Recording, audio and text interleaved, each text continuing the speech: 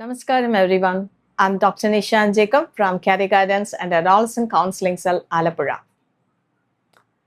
In this January 2026, while many of us are still writing down our New Year resolutions, a historic transformation is happening in the heart of India's forests. I've been reading a powerful analysis by Sri R.K. Vij, a former Director General of Police, who spent years in the front lines of Chhattisgarh. He shares a vision that once thought impossible: the end of Maoism in India by March 2026. Today, we are going to break down how this red corridor is turning into a growth corridor. For decades, the name Dandakaranya was synonymous with conflict.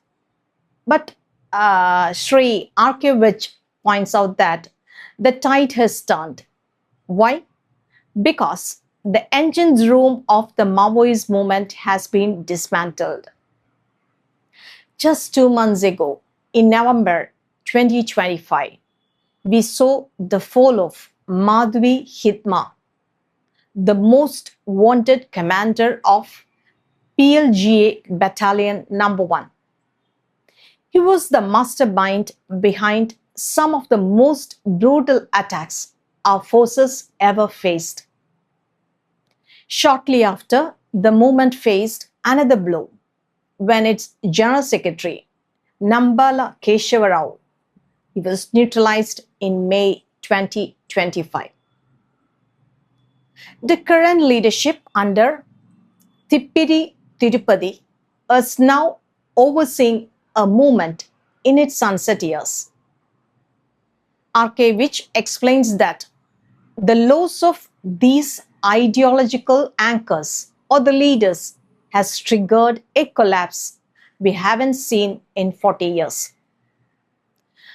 But this is not just a military story.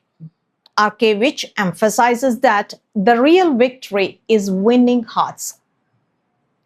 Have you heard of the Niyat Nalnar scheme?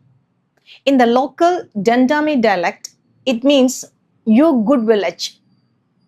The government is not just building police camps, they are building development hubs. Within a 5-kilometer radius of this security campus, the state is providing 25 plus basic amenities like solar lights, clean water, and all-weather roads, and 32 individual schemes including Ujjwala gas connections and ration cards for tribal families. Sri R.K. Vij notes, when a tribal mother gets a forest rights certificate or a young girl gets access to school via a new road, the Maoist promise of revolution loses its sting. The isolation that Maoists relied on is being shattered by mobile towers and banking services. The results are staggering. On January 9th, 63 Maoists surrendered in Dantewada. In 2025 alone, over 1,500 cadres laid down their arms in Chhattisgarh. R.K. Vij highlights the surrender of veteran ideologues like Mallojula Venugopal Rao, and it's also called Zonu, in October 25 as a major psychological turning point. These are not just numbers, they are lives being reclaimed. Former insurgents are now finding jobs in infrastructure projects, earning stable salaries, and choosing the constitution over the gun. The results are staggering. As we move towards March 31, 2026, the deadline set by the Home Ministry, The map of the Red Corridor has shrunk from 126 districts to just a handful of pockets in South Bastar. His message is clear. Which message is clear? The final battle is not about bullets. It's about persistence. It's about ensuring that the development reaching those remote corners is sustainable and transparent.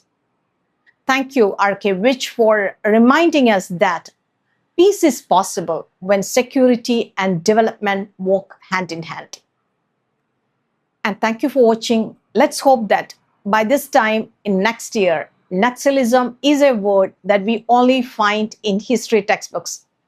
I'm Dr. Nisha Jacob from Career Guidance and Adolescent Counseling Cell, Alapura. Stay informed, stay inspired. Jai Hind.